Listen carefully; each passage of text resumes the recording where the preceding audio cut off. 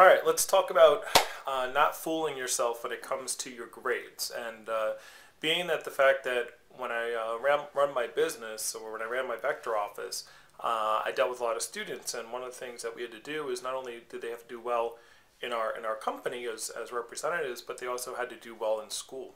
And so a lot of times, because obviously if someone's doing poorly in school and you're dealing with a student, then it's going to affect their behavior at work and their ability to concentrate at work. So I would, from time to time, ask how the student is doing in school, and I would get this response: "Hey, how are you doing in class?"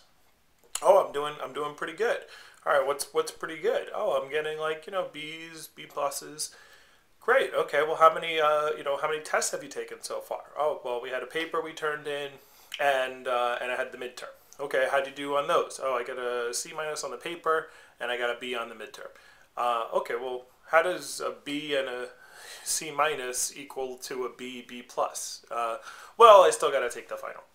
and the student is totally fooling themselves. They're not going to work hard enough to get a B in the class. They're probably going to end up with a C or a D in the class because they're thinking in their mind they're doing pretty good. I got a B on the final, and I got a C minus on my midterm.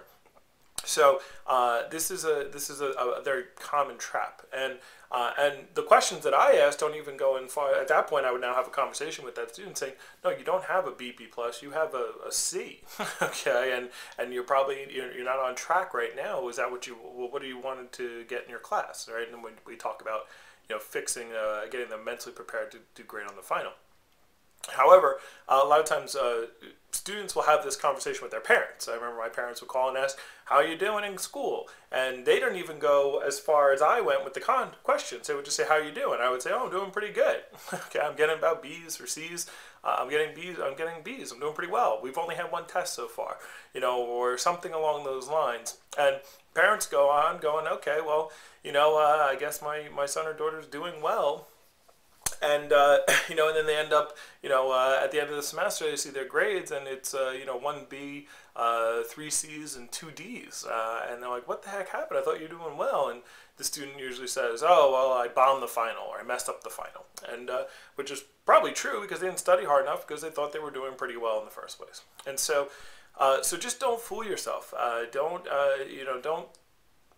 think you're going to pull it out in the end. I know in high school, when I was in high school, you're able to do your homework on the bus, and you're able to maneuver yourself, and you're able to, just get by and still do well. I mean, I got, B's, B pluses, and A's in high school, and barely ever did any homework and barely ever studied. I was just naturally ability to do that. It doesn't work like that in college. And when students say, "Oh, I bombed the final," it just means that they were relying on their previous, and especially in your freshman year or sophomore year, you can't rely on your previous study habits to be good enough to get you through college.